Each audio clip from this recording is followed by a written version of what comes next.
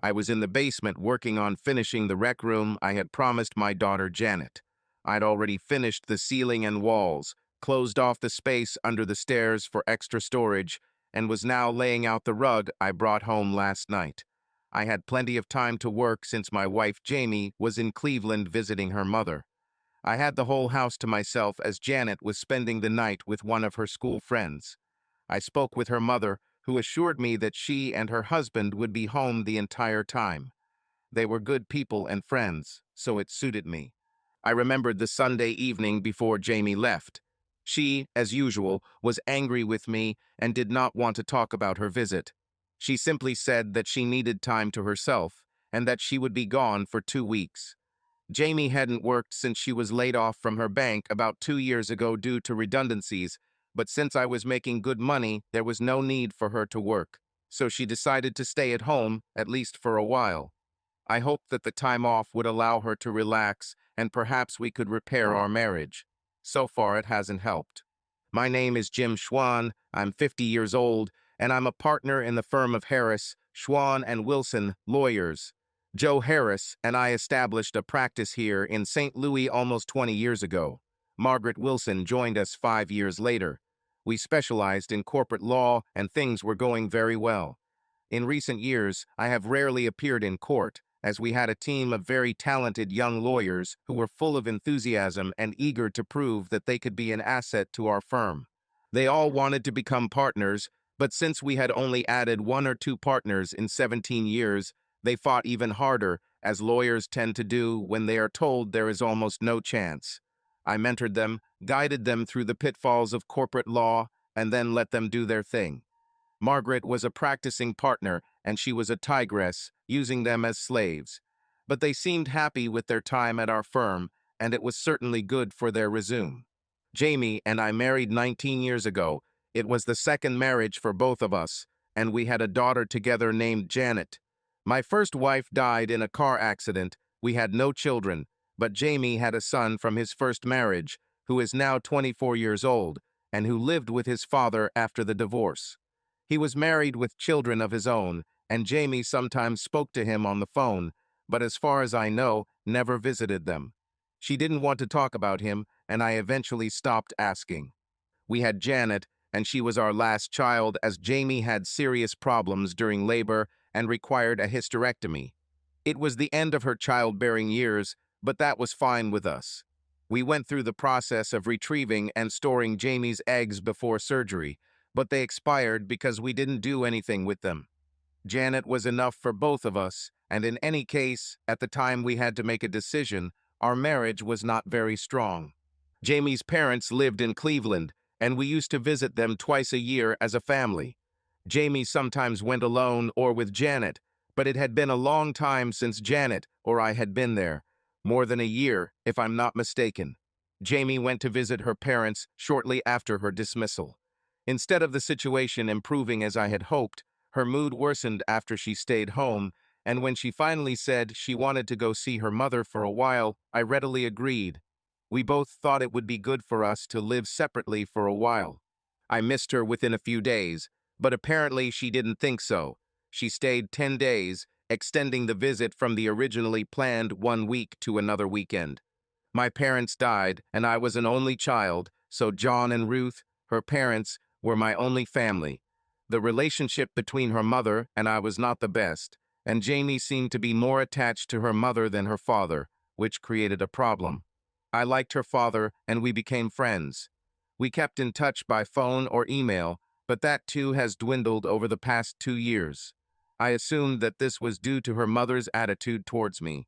She and I barely spoke, and my relationship with her father fell victim to this. But I never objected to her visiting her parents. This time the visit was not ordinary. It followed almost a year of very tense relations between us, which worsened after her last visit. Jamie had been very withdrawn and angry for some time, almost since the day she returned. She always demanded something from me. Do this, do that, go here or there. Only demands and angry reproaches if I didn't jump on her orders. It's hard to believe, but things got much worse after her last trip home. However, with Janet, she was different. Otherwise, I think I would have done something about it. But I didn't, and now it became almost a habit to quietly listen to her angry tirades about my latest failures and then leave. She was used to doing what she wanted, when she wanted, and I allowed it to avoid an outburst. I even allowed it to continue in front of Janet and when we were with friends or in public. I know people thought I was a wuss, henpecked and useless, but it was my choice to avoid a scene. I knew it might be a mistake, but it was my decision, and now it's too late to worry about it. Her approach to this trip was typical. After several days of repeated calls, she made the decision to go, and then simply told me about it. She planned to spend 2 weeks there. No discussion, no questions about my plans or anything that would make it difficult for me to leave her. She ignored my requests to explain, telling me to deal with it. She told Janet about it and spent some time with her to see if she was okay with it and if there was anything I needed to do. She left me a written list of what I needed to know about Janet's activities, but nothing more. She packed her bags the night before and went to bed early. In the morning, she called a taxi to take her to the airport and made it clear that my help was not required. She didn't even bother to say goodbye. A quick note about our sex life. She wasn't there. We haven't made love for at least 2 years, certainly not since she lost her job 18 months ago. I know it was at least 6 months without it before her last trip home and some time before that. When I wanted to talk about it, she refused. If I tried in bed, she would get up and go into the spare room, leaving me frustrated and angry. And the more I insisted, the more she resisted. I finally gave up. I considered my options, mentioned some of them to Jamie one night when she said no, and received a stream of threats from her about what she would do to me if she caught me cheating. When I mentioned divorce on grounds of mental cruelty, she laughed and told me to think about how it would affect my public reputation when she admitted in court that she had denied me sex. This caused me to have a violent outburst of anger. Why does she stay with me when she clearly hates me, does not want to have a sexual relationship with me, and wants to be alone as often as possible? The reaction to my outburst of anger came as a surprise. Jamie burst into tears, cried for a long time, and then, when she calmed down, she told me that she loved me, always loved me, and would always love me. She was under a lot of stress and confusion, not understanding why she reacted the way she did, but she begged me for patience and understanding. She even promised to find someone who could help her. Her pleas were so sincere and emotional that I was stunned. So stunned that he sat on the edge of the bed while she grabbed her things and went into the spare room. I was still confused the next morning when she started acting aggressive again. Which brings us to today. She's been gone for a day and a half. I spent a lot of time thinking about our relationship and began to believe that my only option was divorce. Janet was old enough to handle it and would probably be happier. She hated the way her mother treated me and told me so more than once. But she was still young, and I tried to stick it out for her. Perhaps now I had no other choice. I felt like I was young enough to believe that I still had life ahead of me, and I needed more than Jamie could give, and the only way to get it was to let her go. The problem was that I still loved her despite the way she acted and treated me. I believed that divorce would hurt me more than it would hurt her. This was on my mind as I carried boxes from our bedroom to the newly built storage area under the stairs. Jamie demanded that our closet be emptied when there was room downstairs, and I was glad to find so much free space. Now was the right time to move things. This way I could work without her constant nagging. I had almost reached the bottom step on the third flight when my foot slipped, and I dropped the 2 boxes I was carrying. I watched them fly, clutching the railing so as not to fall after them. They hit the floor, bursting open and scattering their contents across the new carpet. Luckily, there were no liquids or powders in the boxes, so everything seemed to be fine. I went down, took 2 empty boxes, and started rearranging things. That's when I discovered a stack of what looked like notes or letters tied with a blue ribbon. I had never seen them before, so they piqued my interest. I put them aside, thinking they were probably love letters to Janet from one of her boyfriends. I packed the rest of my stuff into boxes and put them under the stair storage.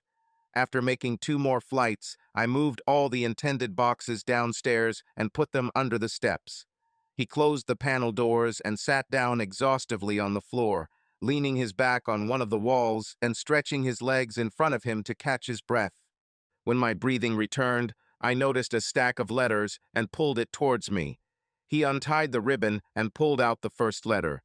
Noticed that it was addressed to "My dear Jamie." I immediately felt a surge of interest, followed by an equally strong surge of anger. I have never written anything like Jamie during our marriage or before. This is not from me. My breathing, which had almost returned to normal, began to quicken again, only this time not from fatigue. I unfolded the letter, noticing that it had been folded and unfolded many times. The folds were deep, and the letter was almost divided into 3 parts. This letter had clearly been read over and over again, and Jamie clearly valued it. I held it carefully and read what was written. "My dear Jamie, I keep thinking about the last night we spent together. I can't get your wonderful smile out of my head. You drove me crazy when we had sex. I know I won't stop thinking about you when you go back to your heartless marriage. Why don't you leave him and come to me forever? You know my story. I am also in an unhappy marriage, and I would divorce my pathetic wife instantly if you said you would come to me. You know it. Please, my Jamie, reconsider your decision. Tell me you'll come back to me. With love, Walter." The shock was so strong that I seemed to sit for almost an hour before I came to my senses again. I looked at the letter again and skimmed the words, but they remained the same. My wife cheated on me. Someone named Walter Matthews, or so the return address said. I quickly looked at the letter and looked for the date. There, in small print at the top of the letter, was the date. It was written 3 days after my wife returned from visiting her mother a year ago. I grabbed the stack and pulled out another letter. I read the words, and they were similar, except that they described a different meeting. This time it was about sex in the front seat of his car in the parking lot of some club. I glanced at the other letters, and they were all from the same trip. Apparently, she met him mid-trip and decided to extend her stay so she could spend another weekend with him. Apparently, Walter tried to convince her to leave me, but she wasn't buying it, and I knew her well enough to understand why. She didn't want the hassle of living on her own, and being the bitch she was, she most likely demanded that he divorce his wife first before doing the same for himself. In fact, I doubted that she felt anything other than lust for him. The lust she denied me. I let the last letter fall from my fingers, realizing the seriousness of her action. Sitting there in the basement, I thought about all this. What she did was clear from the letters and the fact that she kept them. That this happened when she went to visit her mother was also clear from the dates on the letters. As I thought about it, I wondered how she received letters without noticing me. I went back to the pile, sorted through them, and found what I was looking for. There was a larger letter with her mother's return address. Her mother forwarded the letters, so her mother was aware of what she did and who she did it to. I wasn't surprised. Not at all. I took the stack of letters and went upstairs, placing them on the table. My brain was working, trying to figure out what to do. Now I knew that our marriage was over, and I would no longer be the target of her anger and demands. Until now, I was her puppet because I was waiting for her to remember that she loved me the way I love her. But that's not true. She did not love me, and her attitude reflected contempt for me and a lack of concern for my well-being. She was in love with someone else, and she was simply too afraid to leave me to be with him forever. And besides, he was also married. And was she sure that he would really leave his wife? Isn't this an interesting question?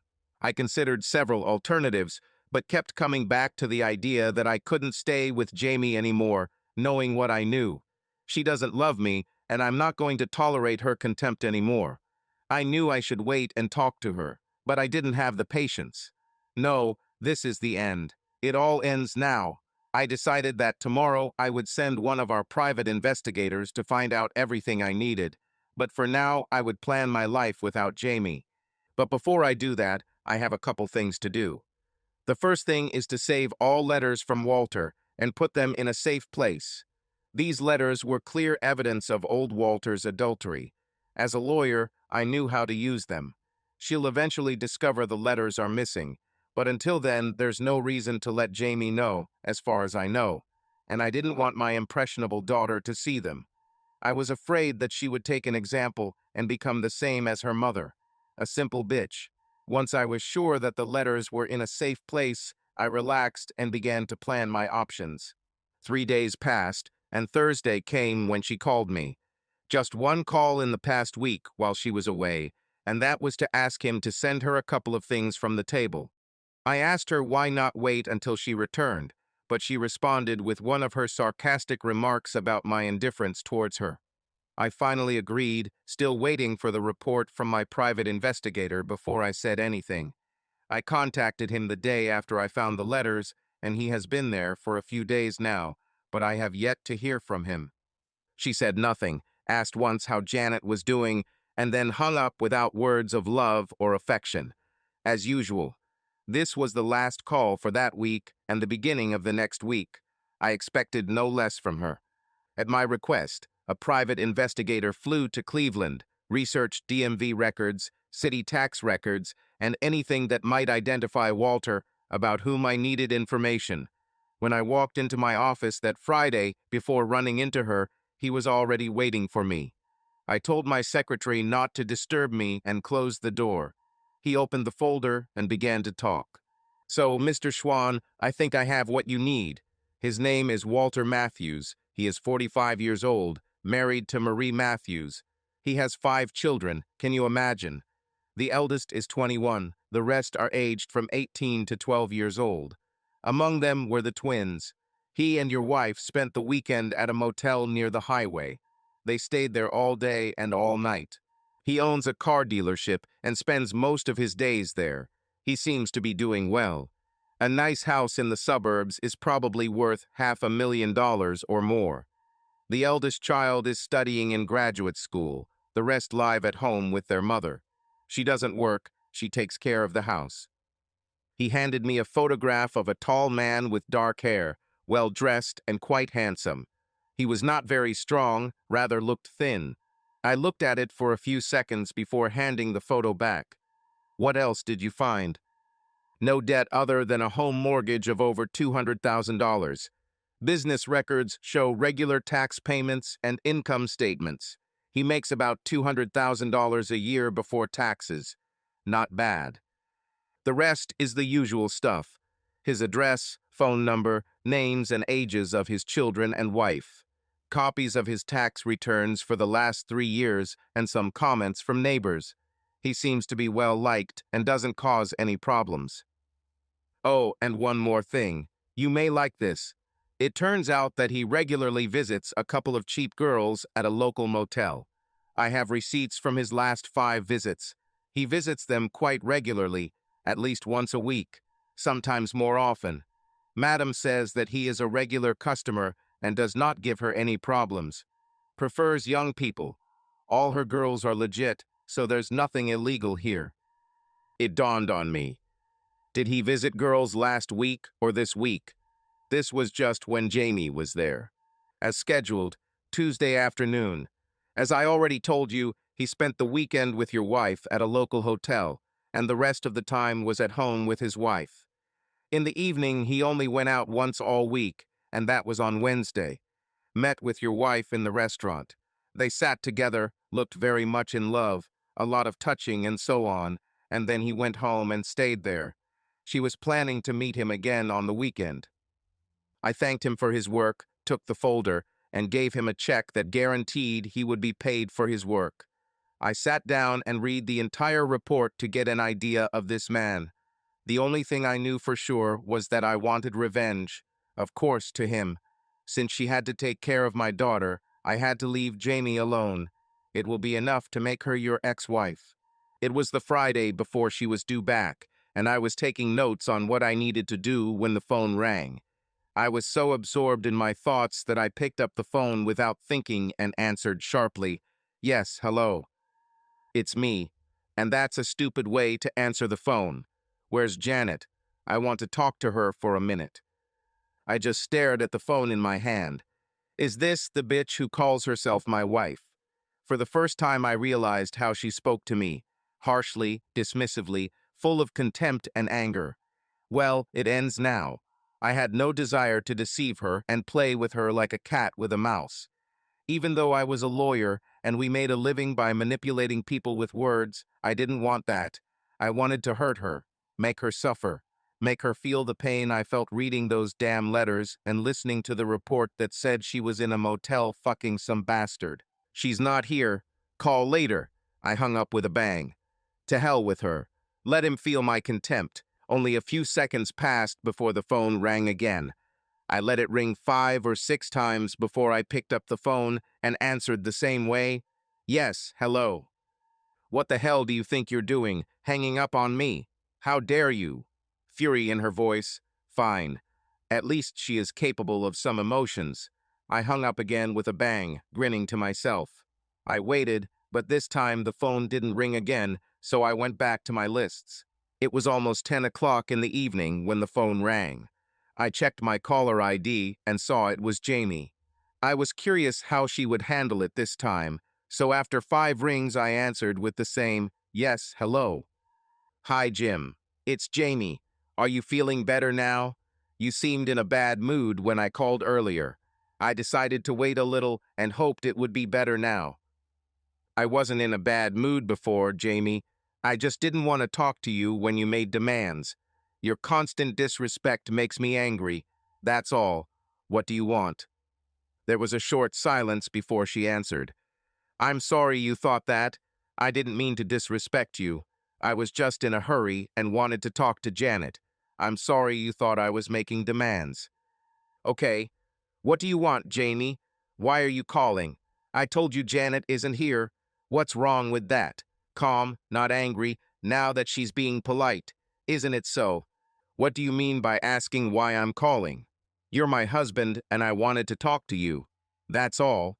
Why can't I call you when I'm away from home? Don't you miss me at all? Honestly, Jamie, it's been pretty peaceful here since you left. No yelling, no demands, no disrespect. Janet is happy, spending a lot of time with me and her friends, and I'm doing what I like without you reproaches. And when I go to bed, the whole bed is mine. I don't miss sex, right?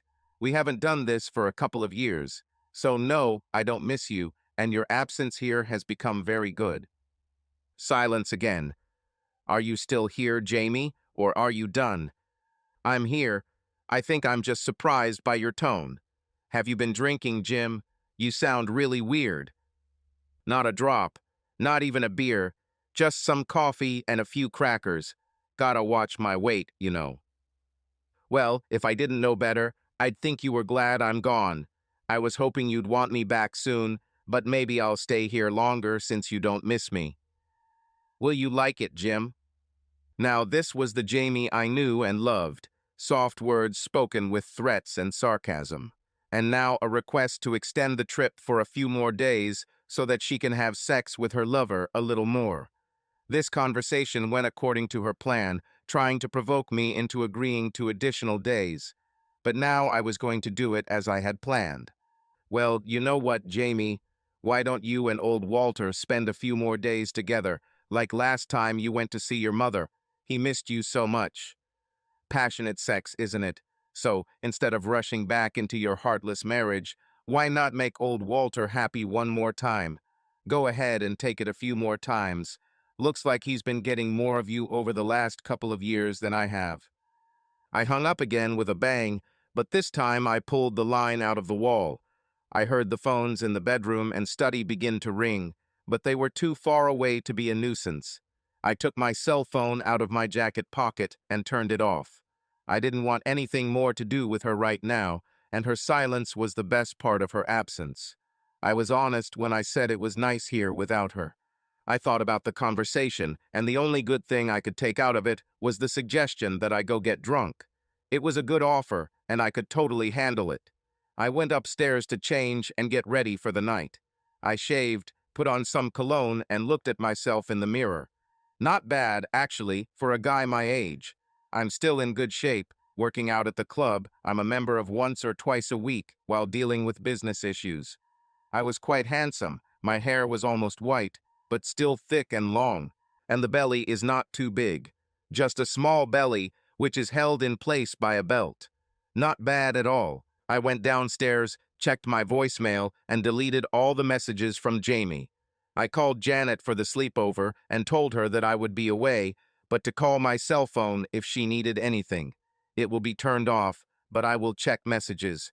She assured me that there was no need to worry about her and said that she wanted to stay there until lunch. I told her that her mom wanted to stay a few more days, and she seemed pleased. We said goodbye to love and received it in return. Before I left, I took off my wedding ring, put it on a string, and hung it on our bathroom mirror. While I didn't expect Jamie to immediately leave her lover and rush home to her cuckolded husband when she decided to come home, I wanted that to be her welcome. But also, and more importantly, I didn't want to see any reminders of her tonight while I was out and about. Tonight was the night for me. I looked around, remembering happier times, and walked out. I drove through town to a place I hadn't visited in years. It was a singles bar, known as a place to find a woman or a man, depending on your needs at the time. I knew the owner and once represented him in a lawsuit against him and his establishment. I won and Carmine promised me free alcohol for the rest of my life. Today, I was going to try to take advantage of this promise. I was pleased with the greeting I received upon entering the nearly full bar. Carmine saw me, raised his hands in victory, and said something to one of the women at the bar. She quickly stood up and held her chair until I arrived. She curtsied, indicating that this was now my place, and left. Well, if it's not my main man, Jimbo. How are you doing, Jimbo? Good to see you.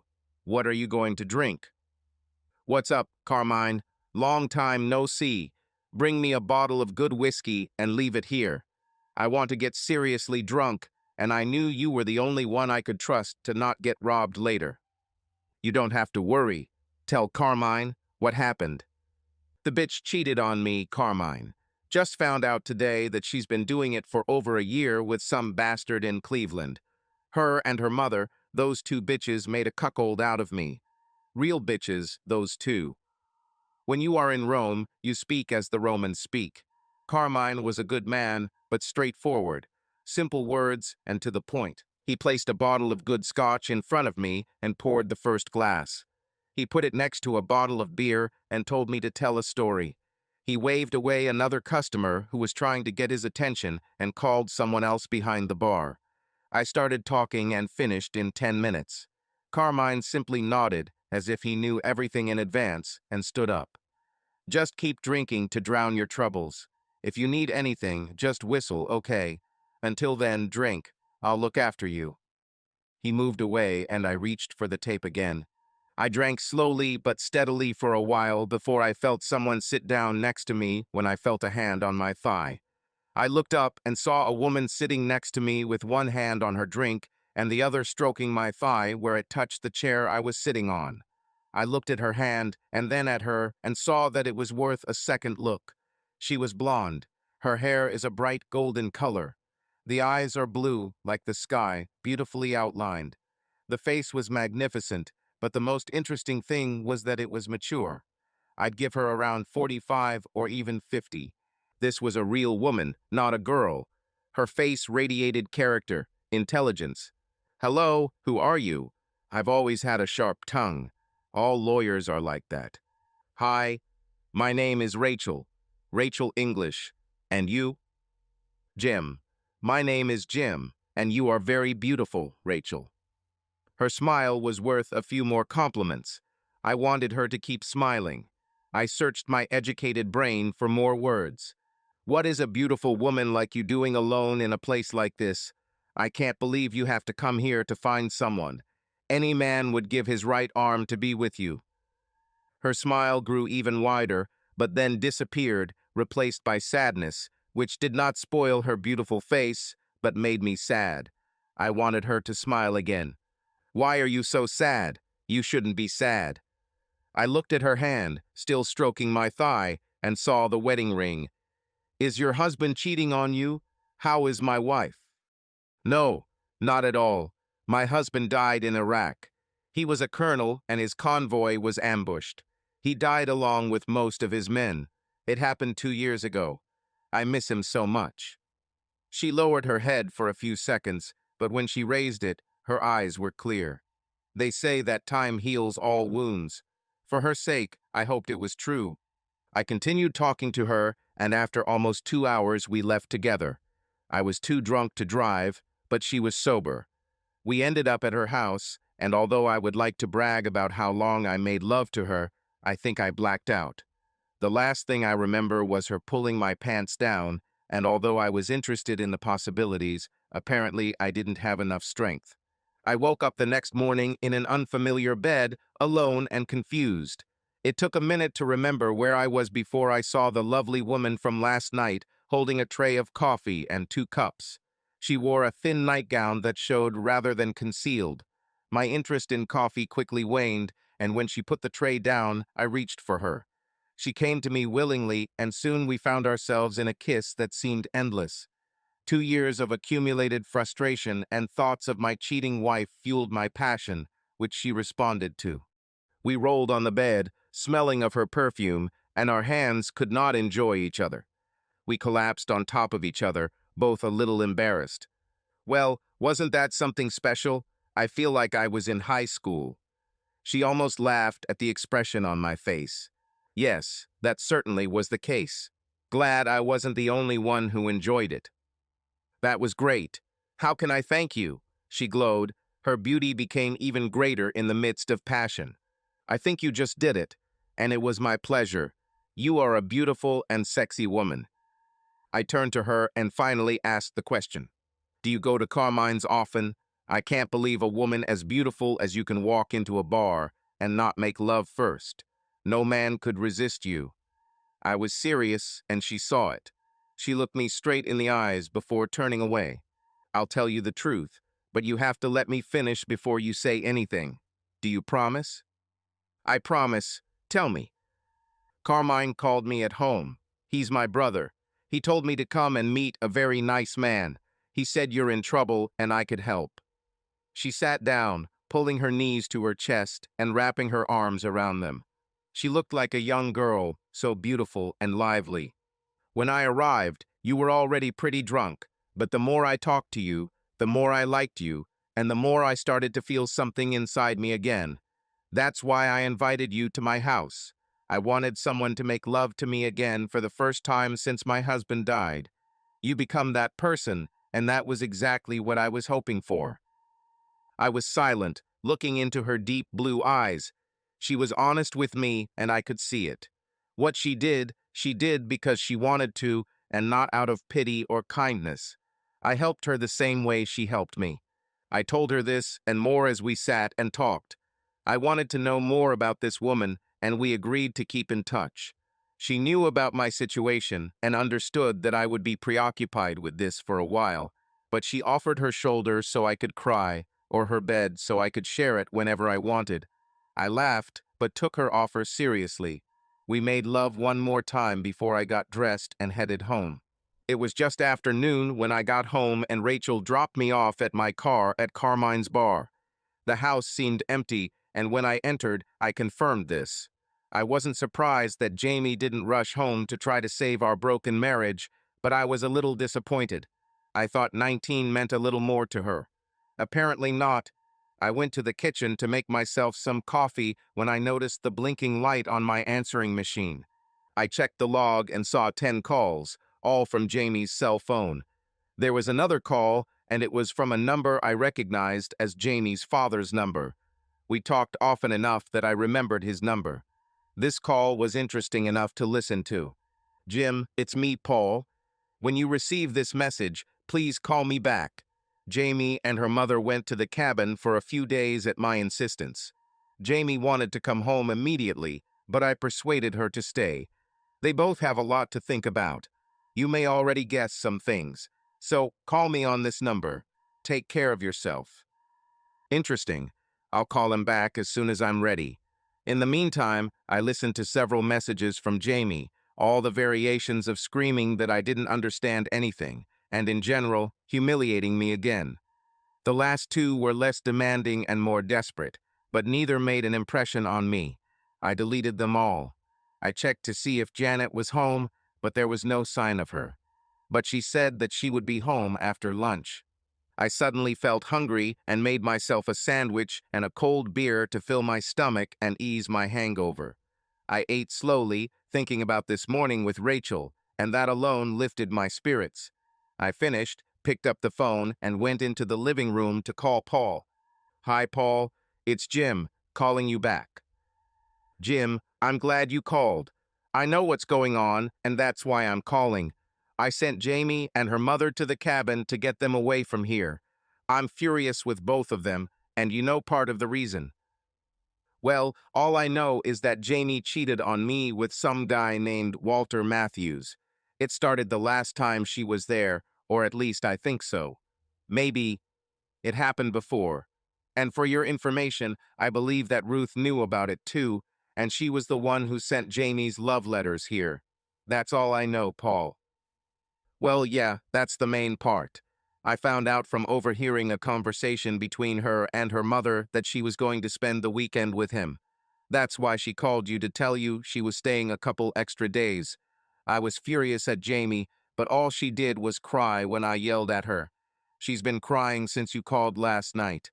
Her mother was bugging me, telling me you don't deserve her, that she's smart, finding someone. Then another to replace you, something like that. I slapped her. For the first time in our entire marriage, it made me sick, but honestly, Jim, she deserved it."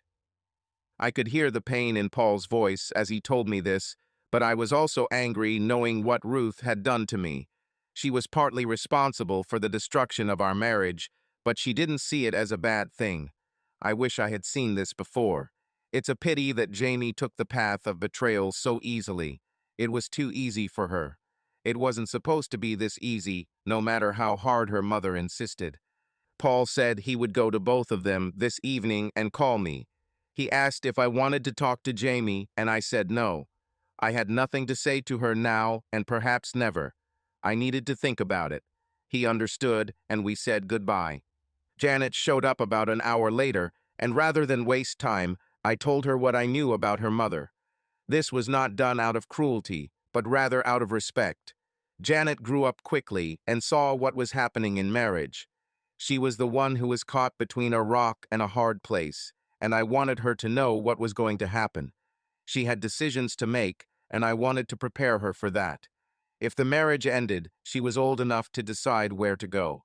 We listed the pros and cons, and she realized it was not an emotional decision, but a matter of practicality. She's almost an adult and should do what's best for her now and in the future. We talked for hours, and I was proud to see how she took it all in and how she handled it. In the end, we both decided it was best for her to stay here in the house with her mother. School, meetings, and everything else will require someone who is free to take care of her. I couldn't do it. I promised her that I would always care about her and her education. It was almost 5 o'clock when the phone rang. Janet answered the phone, and I heard her say, "Mom, how could you?" I decided to let her talk to her mother first and went to the porch. It hurt me to make her deal with something like that, but she had her own life, and what we did would affect her, so it was better for her to be a part of it. I was still figuring out how I wanted to handle this when she brought me the phone. "Here it is, Dad. I don't want to talk to her anymore." She had tears in her eyes as she handed me the phone. I wanted to console her, but she quickly left, leaving me alone, just as I left her. I watched her leave, taking my time to talk to Jamie. "Hi, Jamie. Only this and nothing more." I was already exhausted from all this. It had only been 24 hours, give or take, but it seemed like weeks or months of confusion. "Why did you tell Janet? Why were you so cruel? Just to hurt me? Just to get revenge?" Jamie returned to her old habit. No problem for her. Just attack anyone nearby. Never admit guilt is her motto. Well, I was fed up with all this. "Go to hell, you cheating bitch. When you can talk to me normally, call me. Otherwise, don't call and don't come back here. Goodbye."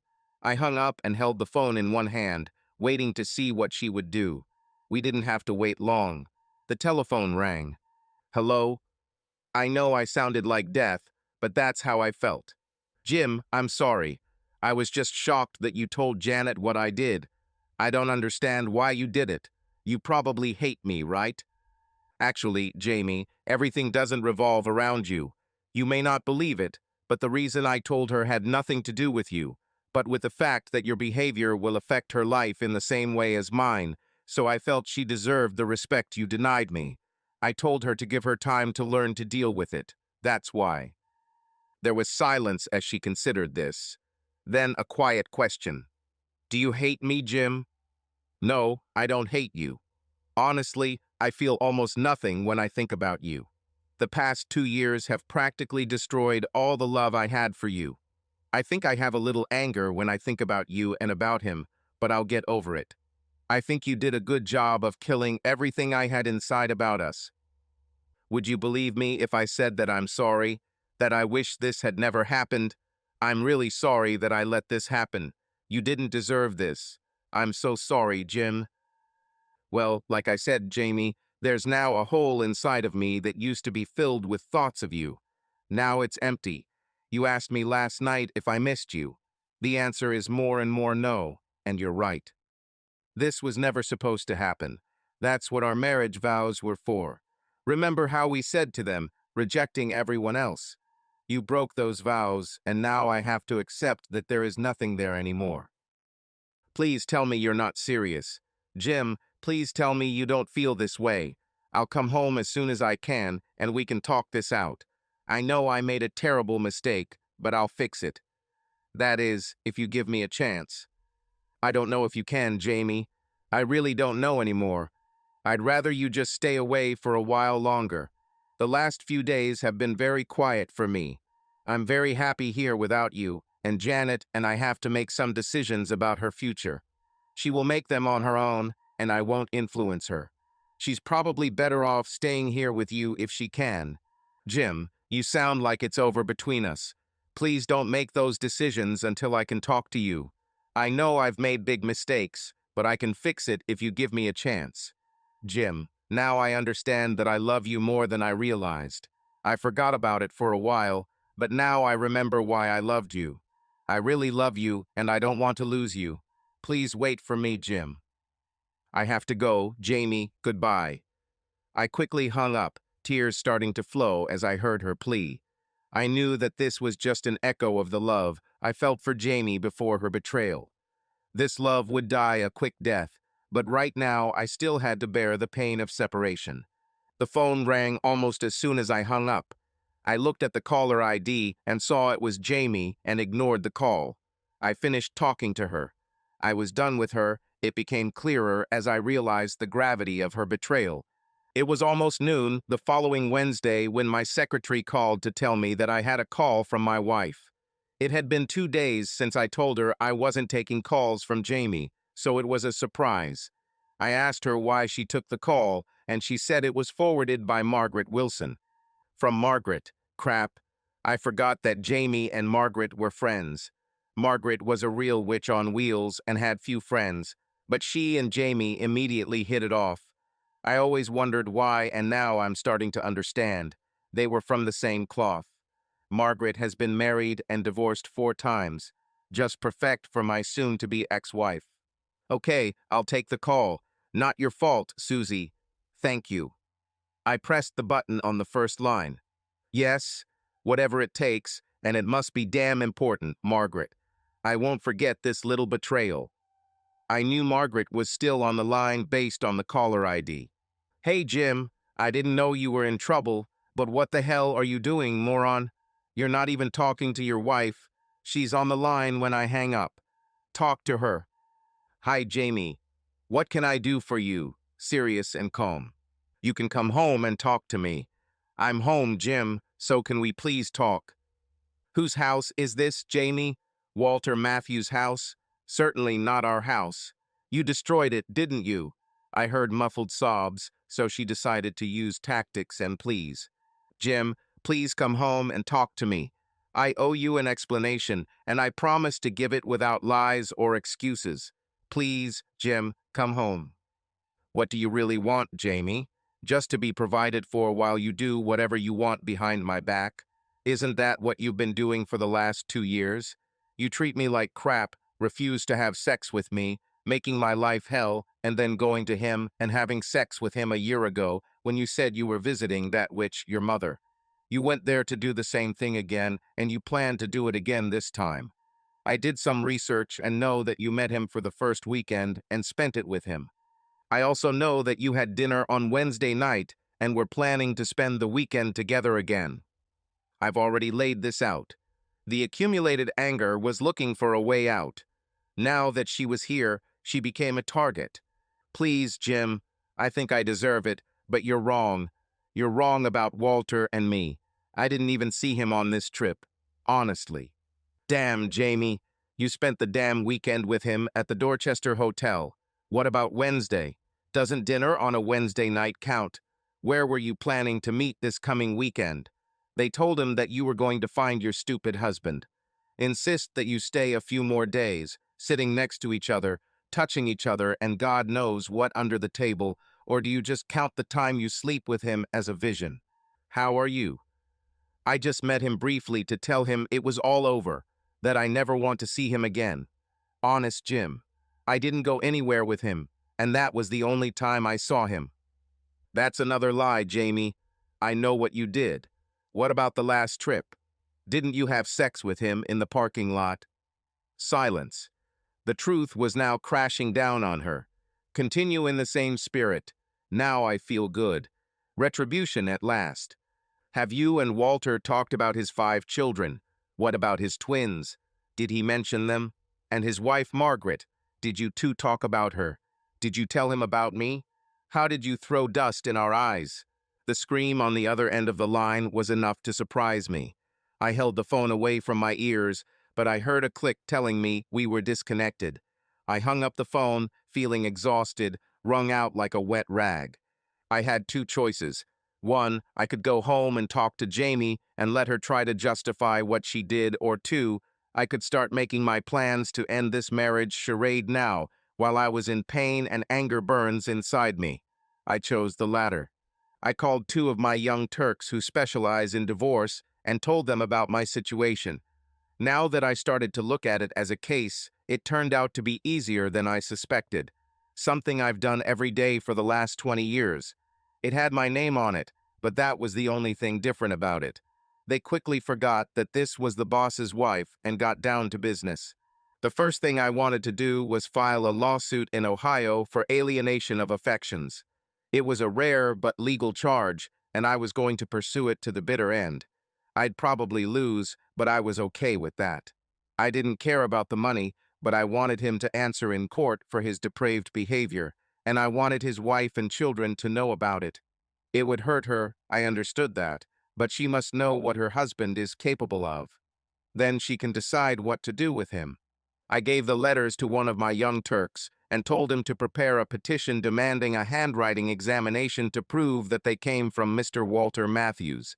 Having read the top one, he smiled and hid them securely in his briefcase. Tomorrow he was flying to Cleveland to apply and start work.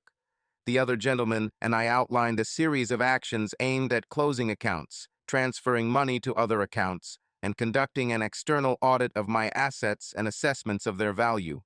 We have decided how to move certain assets prior to inspection to protect some large assets. I signed the power of attorney and sat down to watch him begin the process. These 2 were brutal when they were released, and that's exactly what I expected. Maximum pain for them and minimum loss for me. By the end of the day, everything was happening very quickly, and I was ready to go home. It's time to begin the process of separating from Jamie. She started it, but I was going to finish it. As I walked down the hallway, heading to my car, it occurred to me that when love turns to hate, there will be no limit to the pain that will result. I walked into the house to find Jamie sitting on the couch with Janet in the living room. It was clear that Janet was crying and Jamie looked a little better. Both turned to me as I entered the room. Janet jumped up, ran to me, and hugged me. She whispered in my ear, "Good luck, Dad, but no matter, I love you." I watched her walk away, her head held high and her pace hiding the pain she was feeling. She was a good girl with a strong will, and she would be okay no matter what happened. She didn't look like her mother, and that thought calmed me. I sighed and walked into the room and sat down in one of the chairs Jamie had bought when she was in couples mode. matching chairs and sofa. I hated both. Well, Jamie, I'm here. Did you want to talk to me? Tell me, why did you ruin our lives? Why did you betray me and Janet? I don't know. I know this isn't the answer, but it's the truth. I just don't know why I did it. The first time I went home to get away from everything. I had no intention of doing anything but just getting, and for the first week, that's all I did. Then my mother introduced me to this man. She said he was her friend from church and that he was in a bad marriage and could I talk to him. She seemed very calm now, and I wondered what she expected to say that might justify her actions. I admit I was curious. We went out to dinner that Friday, the night before I flew home. We talked. He was very charming and gave me a lot of compliments. When he said something, he touched my hand. It was very smooth, and I was swept away. As the evening progressed, I felt drawn to him in a way I had never felt even with you. Now I know it was very wrong, but by the end of the evening I wanted him. I wanted him in the worst possible way. He saw this and took me to a motel. We made love all night. The next day I called you and told you I was leaving. In order to stay a couple more days, I spent them with Walter at the motel. I listened with anger growing inside me, which was almost incandescent by the time she got to this point. The pain I felt because of her betrayal was so intense that I wanted to stand up and vomit, but I couldn't give her that satisfaction. Instead, I sat there, pretending to have everything under control, and listened. I wanted to punch her in the mouth until she screamed for me to stop. Only my male upbringing stopped me. To this day, I regret it. I came home and didn't tell you anything about Walter. I didn't call him, talk to him, or text him after that, and I tried to forget what I did. I also never came to you to make love to me, mainly because I felt that you would somehow find out about my cheating. I couldn't take that risk. You may not believe me, but I love you, and I'm so ashamed of what I did that I think I might just die. She stopped, tears flowing from her eyes, and her head bowed in shame. Although I believed that shame was real, I didn't believe in anything else. Not her love for me, the reasons for her betrayal, or her fear that I would find out what she did. None of this seemed true to me. Well, that's quite a story, Jamie. Why don't I believe a single word? I'll tell you why. First of all, you shut me out long before you left, and even then you already treated me like crap. Secondly, I know some of the things you did to him, and they were things you would never have thought of doing to me. Why do you think, why give him what you denied me, and you were going to do it again this time? I've done my research and know that you met him that first weekend and spent it with him. I also know that on Wednesday night you were planning to spend the weekend with him again. I was breathing heavily, my chest was heaving, and my hands were clenched into fists. I squeezed them so hard that my knuckles turned white. I know she could see the rage in my eyes, but I'm not finished. You deprived me of your body and heart for almost 2 years. You deprived me of your love and affection for even longer. And to make things even worse, you gave it to another. You allowed him to do what you never did to me. You betrayed me. Not just sex. You betrayed my rights as your husband. You gave my rights to another. You and your mother planned this whole thing. I know she never loved me, but what I don't understand is that your mother has it against his wife and children. She should have known that Margaret might find out and that her marriage would be ruined. But she didn't care. She didn't care about your marriage or his marriage. She always hated me, and she led you to betrayal without any second thought, and you followed her without objection. It was too easy for you, Jamie. It's too easy to turn your back on me. It's too easy, and that's the problem. Jamie jumped up and crossed the room, trying to hug me. I didn't want this. I pushed her hands away, stood up, and walked away from her. Stay away from me. I don't want anything to do with you. Just leave me alone. Jim, please. You can't be serious. No, I won't stand aside. I love you, and I won't give up. It's not your choice anymore, Jamie. You gave it up when you went to that motel room with Walter Matthews. You closed the door when you stayed with him for the weekend and planned to do it again. There is no more love in my heart for you. I killed her with my betrayal. Jamie collapsed on the floor, holding her head in her hands, listening to my words that took her life as my wife. She was still Jamie Parker, but she would never again be Jamie Schwann, Jim Schwann's wife. This role is over, and I have already begun to prepare steps to get my name back. What she didn't know yet was how I planned to punish her lover. I was planning on moving out of the house earlier, but things are a little rushed. I'll be sleeping in the spare room until I move out. We can try to avoid each other to avoid awkward words. Janet knows everything, so she'll understand. Jamie didn't seem to be listening, so I went upstairs to move my things to the spare room. I'll pack most of my things later, but right now I need a few. When I went to the bathroom to get my supplies, I saw the ring still hanging on the rope where I left it. I looked at him and walked away, leaving him where he was. I was sitting in my office a few days later, working on some paperwork that I wanted to submit as soon as possible, when the phone rang. Since I wasn't sure if Jamie was home, I picked up the phone. I must have picked up the phone at the same moment as Jamie because I heard her quiet hello. To my surprise, it was Walter Matthews. I didn't know he called here. I covered the receiver with my hand and began to listen. Jamie, it's me, Walter. What's going on? Walter, I told you to never call me here, and I said I don't want to see or hear from you anymore, so why are you calling? Bullshit. Did you know that damn man sued me for breaking up a marriage? The bastard filed a lawsuit here in Cleveland. I was subpoenaed at home in front of my wife and kids. He subpoenaed my wife. He sued me for $1 million. What? Oh God. I knew he found out, but I didn't know he'd go that far. I heard muffled laughter before she continued. I'm sorry, Walter, but it's out of my hands. I guess you'll have to tell your wife now, won't you? Looks like your broken marriage is really going to be ruined. You lying piece of shit. After those lies about your broken marriage, hateful wife, impending divorce, you deserve it. So go to hell, you lying bastard. She hung up while he was still screaming. I listened until he finally gave up and hung up, then hung up. From what I heard, it seemed that old Walter and Ruth had come up with a plan and sold it to Jamie, and she was stupid enough to buy it entirely. Too bad. She was all too ready to follow her mother and lover without a second thought. Too ready to turn her back on me and our marriage. It's too easy, that's the problem. Jamie came into the room, looked at me with a sad expression and said, "You planned this all out, didn't you? You were just waiting until you had everything ready to face me. We've been married for almost 20 years, and I can't believe I forgot your motto. Give them maximum pain and make you suffer for a long time. I guess you're going all out with Walter. What about me? What do you have in store for me?" For you? Nothing, Jamie. I realized that I really hate what Walter did to me. Even if you were partly to blame, he knew better. He has a wife and 5 children, and he touches my wife. He'll pay what you could get it.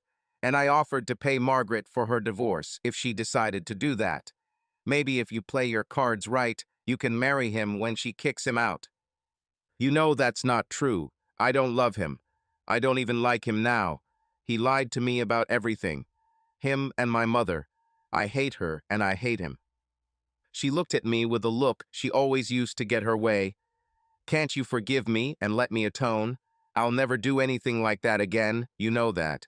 Please, Jim, give me a chance to make things right. I'm sorry, Jamie. You had your chance, and you made your choice. Like I said, it was too easy for you to turn your back on me. Too easy, that's the problem. You made your choice, and it was the wrong one. I put the papers down, turned off the desk lamp, and stood up. She glanced at the suit and tie, the polished shoes. I was dressed to go out, and she saw it. Don't wait for me. I have a date today, and I probably won't be back until the morning. Today, I had a date with Rachel English. She said to bring pajamas. When I asked her why, she just laughed and said it would be fun to undress me in the morning. As I was leaving the house, I turned around and saw Jamie standing in the doorway, tears in his eyes. The consequences are real crap. Subscribe to our channel so that your love doesn't cheat on you, and go ahead and listen to the next story, because this story is nothing compared to the next one. If you're under 18, don't even think click to the next one. Click to the next one. Click to the next one.